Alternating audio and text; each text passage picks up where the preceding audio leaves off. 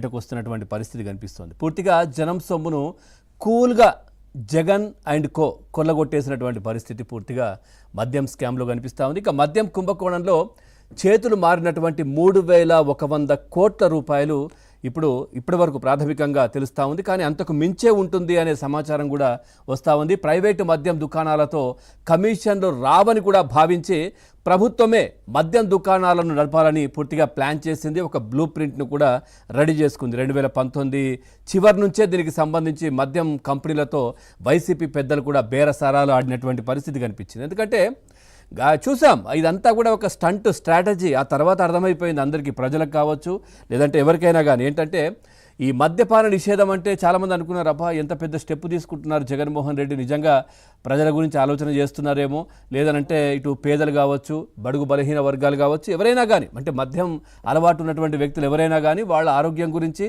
వాళ్ళ ఇంటి గురించి, వాళ్ళ అన్నిటి గురించి కూడా బాగా ఆలోచన చేస్తున్నారు జగన్మోహన్ రెడ్డి అనుకున్నారు. కానీ దాంట్లో పెద్ద స్కామ్ ఇది, పెద్ద మోసం ఇది నిజంగా చెప్పాలంటే. ఎందుకంటే మద్యపాన నిషేధం అని చెప్పారు, ఆ తర్వాత దశల వారీగా అన్నారు, ఆ తర్వాత 5 స్టార్ హోటళ్ళకే దీన్ని పరిమితం చేస్తా అన్నారు, ఆ తర్వాత మద్యం పైన ఎట్లా కొల్లగొట్టారో మనం చూసాం. డబ్బులు ఏ విధంగా రెట్టింపు చేశారో, అక్కడ కల్తీ మద్యాన్ని, నాసిరకమైన మద్యాన్ని కూడా సరఫరా చేయించడం ప్రభుత్వం ఆధ్వర్యంలోనే. ఒకవేళ ప్రైవేటు వాళ్ళు చేస్తే కనుక వీళ్లకు డబ్బులు ఈ విధంగా వచ్చేవి కావు కదా, ఏదో ట్యాక్సుల రూపంలో కావచ్చు, అవన్నీ కూడా ఆబ్కారీ శాఖకు, ఆ తర్వాత ప్రభుత్వ ఖజానాకు వచ్చే పరిస్థితి కనిపిస్తుంది. ఈ విధంగా మద్యంని ప్రభుత్వమే సేల్ చేయించడం, అక్కడ వైసీపీకి సంబంధించినటువంటి వాళ్ళనే అక్కడ పెట్టడం, వాలంటీర్లో లేదంటే కార్యకర్తలో వాళ్ళకే అక్కడ ఇవ్వడం, ఆ తర్వాత అక్కడ డిజిటల్ పేమెంట్లను పూర్తిగా తీసేసి ఎలక్షన్స్ ముందు మాత్రమే పెట్టారు. మిగతా 4.5 సంవత్సరాలు దాదాపుగా ఎక్కడ డిజిటల్ పేమెంట్స్ లేవు. పూర్తిగా డబ్బు తీసుకోవడం, మద్యాన్ని ఇవ్వడం, వాళ్ళు ఇచ్చిందే తీసుకోవాలి, ఏది ఇస్తే అది. నాకు ఈ బ్రాండ్ కావాలంటే కుదరదు, నాకు ఈ డబ్బులకు ఏది వస్తుందో అది ఇవ్వండి అంతే, అది తీసుకొని వెళ్ళిపోవాలి అంతే. అక్కడ ఇంకా నాకు ఈ బ్రాండ్ కావాలి, నాకు అది కావాలంటే ఆప్షన్స్ లేవు తాగే వాళ్ళకు, వాళ్ళు ఇచ్చింది తీసుకొని వెళ్ళిపోవడమే అంతే. సో దాని ద్వారా నేరుగా డబ్బులు తీసుకోవడం, ఆ తర్వాత అవన్నీ ఎక్కడికి చేరాలో అక్కడికి చేరిన పరిస్థితి కనిపించింది. పూర్తిగా ఈ కమిషన్లు ఇవ్వలేక గతంలో ఏపీలో వ్యాపారాన్ని కూడా వదిలేసి చాలా కంపెనీలు కూడా, చాలామంది కూడా అక్కడి నుంచి చేతులెత్తేసిన పరిస్థితి కనిపించింది. అవి కూడా వీళ్ళు స్వాధీనం చేసుకొని తద్వారా కూడా ఏం నడిపాలి, ఏం మద్యాన్ని అమ్మించాలి, వాళ్ళకి నచ్చిన బ్రాండ్లు ఏంటి, అవి కూడా అట్లా చేసిన పరిస్థితి. ఇక మద్యం కంపెనీల ద్వారా తాడేపల్లి ప్యాలెస్కు ప్రజాధనం పూర్తిగా వెళ్ళేలా ప్లాన్ కూడా చేసినటువంటి పరిస్థితి. 1000 రూపాయలు ఉన్నటువంటి మద్యం కేసును 1600కు కొనుగోలు చేశారు. అదనంగా వచ్చినటువంటి ఈ 600 రూపాయలను తాడేపల్లి ప్యాలెస్కు చేరేలా పూర్తిగా ప్లాన్ చేశారు. ఇక మద్యం కుంభకోణంలో లిక్కర్పై దాదాపుగా 2,861 కోట్లు, బీరుపై దాదాపుగా 252 కోట్లు అన్నట్టుగా కూడా తెలుస్తూ ఉంది వీళ్ళు కొట్టేసింది. ఇక సిట్ దర్యాప్తులో ఒక్కొక్కటిగా పూర్తిగా అక్రమాలన్నీ వెలుగు చూస్తున్నాయి.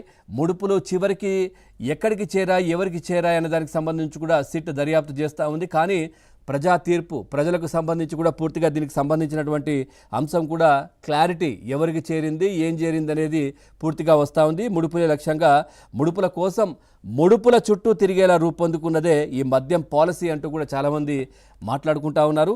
దానిని రూపొందించింది, అమలు చేసింది వైఎస్ జగన్మోహన్ రెడ్డి హయాంలో అన్న విషయం అందరికీ తెలిసిందే. వీళ్ళు పెట్టిన మీటింగులు కావచ్చు, వీళ్ళు పెట్టినటువంటి ఈ షేర్ల పంపిణీలు కావచ్చు, పంపకాలు కావచ్చు, నీకింత నాకింత, ఇవన్నీ కూడా ఇటు హైదరాబాద్ కేంద్రంగా, విజయవాడ కేంద్రంగానే జరిగాయి.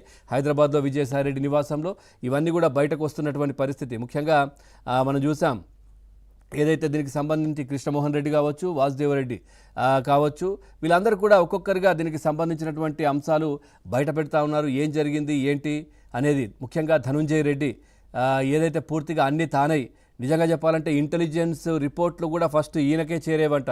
ఈయన చదివిన తర్వాతే జగన్మోహన్ రెడ్డి ఏం చేయాలో చెప్పేవారు.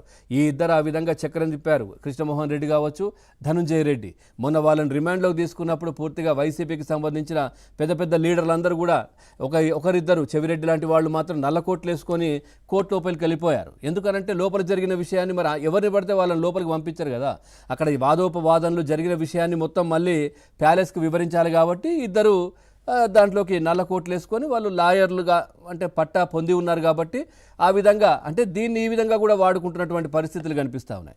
అట్లాగే పూర్తిగా ఈ వేడి మెల్లగా తాడేపల్లి ప్యాలెస్కు కూడా చేరుతున్న పరిస్థితి మద్యం కుంభకోణానికి సంబంధించి. అట్లాగే అప్పుడు ఢిల్లీ సీఎంగా కేజ్రీవాల్ను అరెస్ట్ చేసిన మద్యం స్కామ్ ఒక చిన్న గులకరాయి మాత్రమే. ఆ మద్యం స్కామ్. కానీ జగన్ హయాంలో జరిగిన పెద్ద కొండంతది ఈ పూర్తిగా కూడా ఇదంతా కూడా బయటకు వస్తున్నటువంటి పరిస్థితి. వేల కోట్ల రూపాయలు వీళ్ళు చేసినటువంటి కుంభకోణం, ప్రజాధనాన్ని కొట్టేసినటువంటిది. దీంట్లో పెద్ద పెద్ద అనకొండలు, తిమింగలాలే ఉన్నాయి. ఇప్పుడు అనకొండల వరకు వచ్చింది. తిమింగలం కోసం సిట్ కూడా పూర్తిగా స్కెచ్ చేస్తున్న పరిస్థితులు కనిపిస్తూ ఉన్నాయి.